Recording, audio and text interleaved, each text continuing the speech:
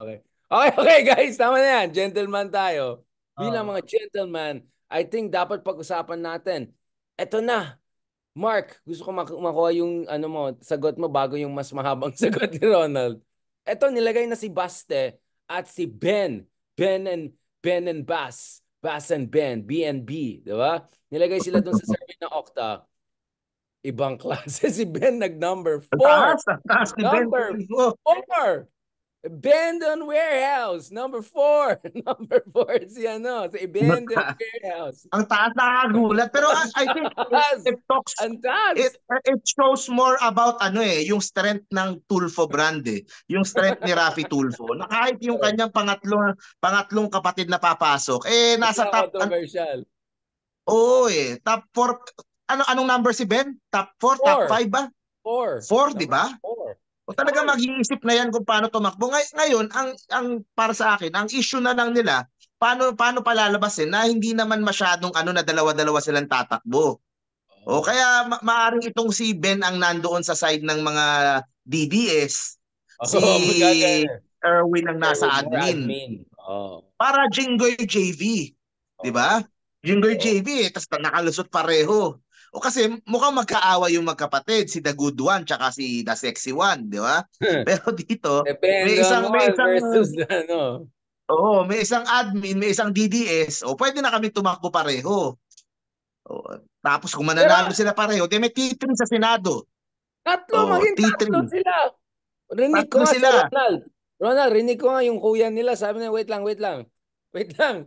Akong nauna dito Bakit kayong tatlong tumatakbo dyan? Di ba? Parang halos shoe-in na silang lahat. In fact, interestingly, bago natin pag-usapan si Baste, parang delikado na si Aimee ngayon Medyo barely top 10 na si Aimee Medyo papunta na siya dun sa... In fact, I think Isko, Aimee and all are halos the same, di ba? Parang number 9 onwards. And si Doc Willie Ong, di ba? Parang naging sobrang competitive pala ito pag tumakbo rin si Ben Tulfo.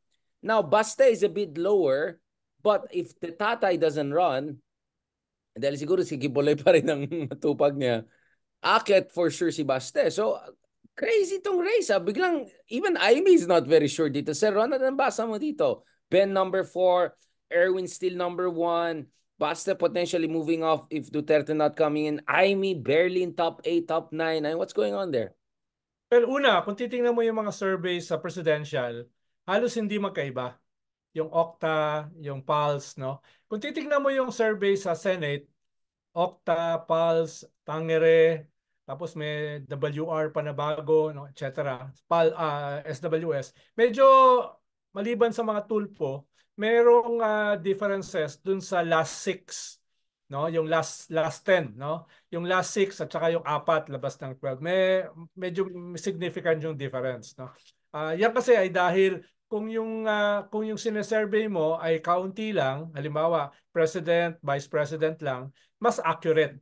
Kung masyadong marami katulad ng Senate, mas less accurate. May changes maliban do sa top 3, no? At kung mas marami katulad ng party list, lalong mababa yung accuracy, no? Kaya halos parehas yung survey sa presidential, tapos medyo medyo medyo may difference sa Senate, lalo na kung papasok yung party list, no? Yun muna to set the term of reference. Ikalawa ay itong sa survey na ito, may differences dahil yung halimbawa, yung Okta naglabas ng survey about yung approval rating ng gobyerno.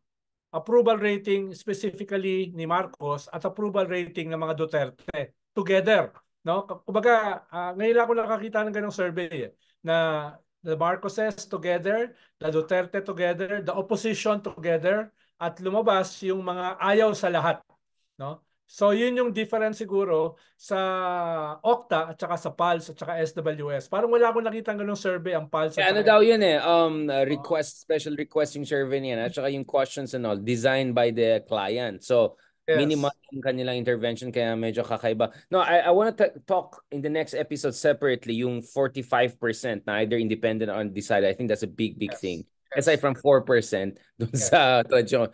But etong Tapos 30% versus 21%, ang pinakamalaking tanong ko sa inyo, sino yung 1% na Ilocano na pro Duterte pa rin? Kasi yun siyang demographic subgroup eh. May 1% na Ilocano. Sabi ko, hanapin ko itong mga to. Sino itong mga 1% na yan? Kasi wala akong Baka nakita yung eh. mga kababayan mo sa Baguio. Ito mga kababayan natin sa, sa Davao na third generation Ilocano siguro, di ba? Baka ito yung mga yan talagang may mga maladigong pa rin na 1%. How dare this 1% na Baka may nandun? Ilocano na tumira na sa Mindanao o ano, baka Oh, lumipat matagal na. na. Oh. Oo, Third maraming mga Oo. kapampangan doon eh, yung mga hook balahap na Oh, yeah. huli nung Correct, correct. nandun din nila eh, sa Southern Mindanao eh.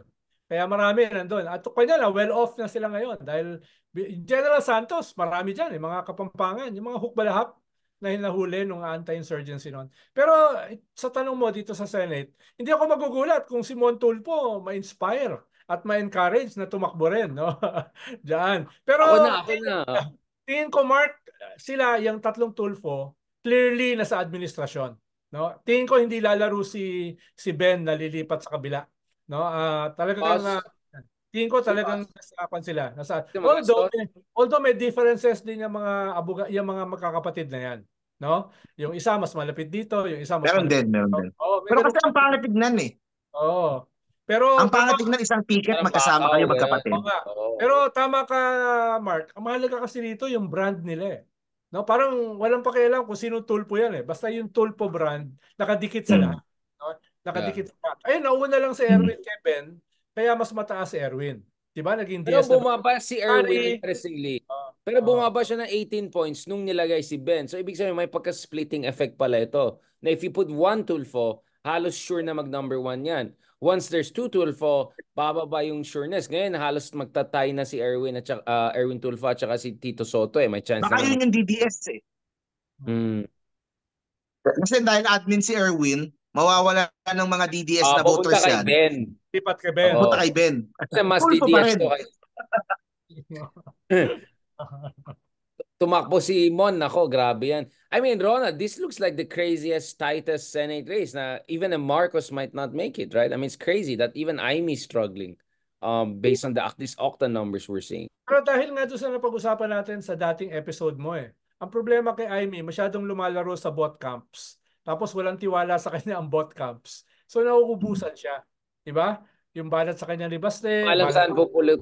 balat sa kanya ni Panelo, no? Tapos syempre, hindi na siya makakabalik doon sa kampo ni Martin at saka ni Lisa Marcos, 'di ba? Mahihirapan na siyang bumalik diyan sa kapatid niya. So, saan siya pupulutin? Hindi naman siya pwedeng, hindi naman niya sinusuportahan yung mga calls ni Digong. So, siyempre, question din yung loyalty niya ng mga Duterte. Dahil kung sasama ka sa kanila, dahil dapat total ang pagsama mo. So, going into the midterms, baka parehas siyang ilaglag nung kampo ng kanyang kapatid at yung kampo ng mga Duterte as a spouse ni Baste. No? Yun yung mangyayari. Lalo na tight yung labanan, no? Kailangan meron kang isang kampo lang eh or else ilalaglag ka eh. 'Di ba? Bakit naman siya dadalhin ng mga tatakbo sa Duterte slate kung napaka-tight ng labanan? Lalo naman siyang hindi dadalhin ng administration slate. So tatamaan siya eventually. Yan yung problema pag namamangka ka sa dalawang ilog, nahati yung iyong bangka. A- Tatlo. a- a- Yun. Ako, Richard, I talk with yung ano eh, sa vlog ko yung mga loyalista nakakausap ko araw-araw. Talagang ano eh, talagang lahat sila, karamihan sa kanila disappointed kay Senator Imee eh. So pababa yung support niya doon sa mga pro-admin. And ano eh, ito gusto ko lang ding i-voice out. Dito ako na sobrang disappointed kay Senator Imee. Nung araw ng kagitingan, naglabas siya ng post. Sinabi niya, aanhin ang katapangan kung kulang naman ng bala mo o wala ka namang enough na bala.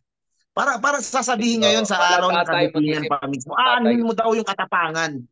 'Di ba? Kailan ba sa history natin na marami tayong mga armas, maraming mga bala yung mga nag-aano sa atin, nag-aaklas na Pilipino, 'di ba?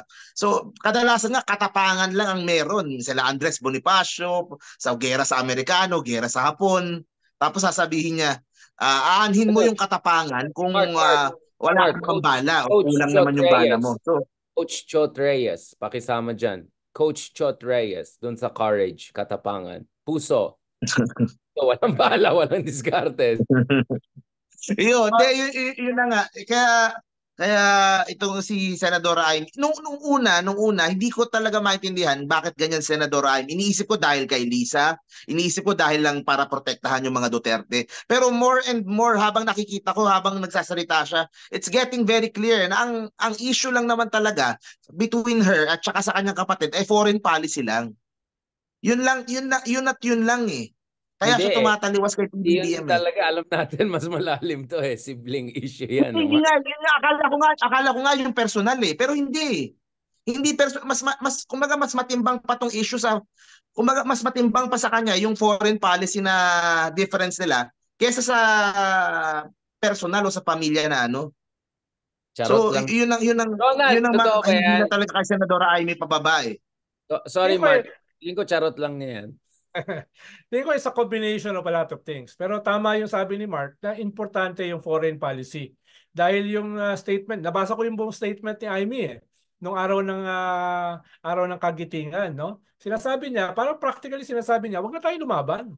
Wala naman tayong panlaban eh. Wala naman tayong bala.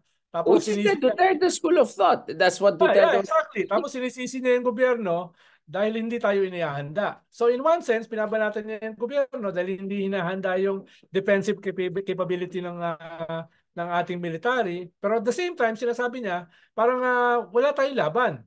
So makipag-usap na lang tayo. Eh, ang tagal-tagal na natin nakikipag-usap eh. At sa pakikipag-usap natin, nagkaroon ng status quo na nandun na sa ating EEZ, yung China. Yan yung resulta ng ating Hindi niya pakikipag-usap. gets yung leverage. Hindi niya gets yung bargaining chip. I don't know paano naging foreign affairs committee chair yan. Wala nang relevant publication or any kind of legacy yan sa foreign policy issue. So anyway, sana Sabi ko maglagay nga, siya ng tao na may alam talaga ng oh, kahit paano. sabi ko nga sa isang interview, sana yung kanyang statement, ginawa niyang 4 na statements. Dahil yung kanyang statement, 4 na iba't ibang mga magkakaiba o nagbubungguang mga ideas eh. Binalikan din niya yung history yung history ng kanyang tatay na na na nag-create ng ating minimum defensive capability. So, ibang statement 'yon, no? Tapos diniscuss niya yung ASEAN. Bakit hindi na lang tayo makipag-usap sa China through ASEAN? Eh As if, as if, as alam if. naman natin yung limits ng ASEAN. So pero dapat ginawa na ng separate statement 'yon. Tapos yung kanyang sinasabi na kailangan wag na tayo makipag-away sa China. No, kausapin na lang natin. So separate statement 'yon. Tapos yung kanyang banat sa gobyerno na hindi gumagawa ng sapat na armas para sa atin. So, pinaghalo-halo na yan, no? Pinaghalo-halo niya, pero hindi nakakatakas yung core message niya na wala tayong laban sa China dahil wala tayong armas. Yung sinasabi ni Mark. Pero, okay, I agree na there's something going on there pagdating sa foreign policy. In fact, some of the things that Amy is saying, I kind of agree with the spirit of what she's saying. Ang thing ko lang dito is we're talking about politicians here. And, I mean, the Dutertes are looking, I mean, China was kind of throwing Duterte under the bus by publicizing this. So baka China is giving up now on Duterte. And Sara might not be also I doubt that. correct. I doubt that, Richard. Tingin ko ini-strengthen lang nila yung kanilang narrative at yung kanilang plano na napapalapit na yung kanilang plano na tanggalin yung BRP Sierra Madre. Using the argument na pumayag ang inyong gobyerno represented by Duterte. Hindi pwedeng bawiin yan. Ganun niya kanilang narrative ng China. Hindi pwedeng bawiin yan. Whether yan ay gentleman, oral, no? Meron kayong agreement, no, na pinagkasunduan. Or actually more like kung may nangyaring masama, kasalanan yan. Kasi kayong nangako eh. We stood back of the bargain. So whatever, if something goes wrong, kasalanan yan. So essentially, shifting the blame. Huwag mo kalimutan, Richard, nitong nakaraan from December, yung Christmas convoy hanggang sa kasalukuyan, no? Wala na yung cabbage strategy, wala na yung salami strategy. Ang nasa harapan na ngayon ay Navy. 'Di ba? Yan yung sumalubong sa Christmas convoy. Last 2 months ago, for the first time, may Chinese Navy sa Scarborough. Never pa yung nangyari simula nung tension ng 2011. Ngayon, nandiyan na sila. So, hindi na to yung incremental salami strategy. Hindi na rin ito yung cabbage strategy. Parang nasa unahan na yung nasa likod ng cabbage. No, nandito na. Siga strategy. Medyo Yeah, cabicide is essentially you're referring to they'll use first militia, then second layer Coast Guard, last resort yung Navy nila. Pero ngayon parang wala na, bardagulan na. Which I think this is a perfect segue for the next episode. Thank you, Mark, for reminding of that. Pag-usapan natin itong trilateral summit recently finished in the United States. Was it good? Was it interesting? Was it photo op lang, or is there more to it? Maraming salamat, gentlemen, for that very fascinating discussion.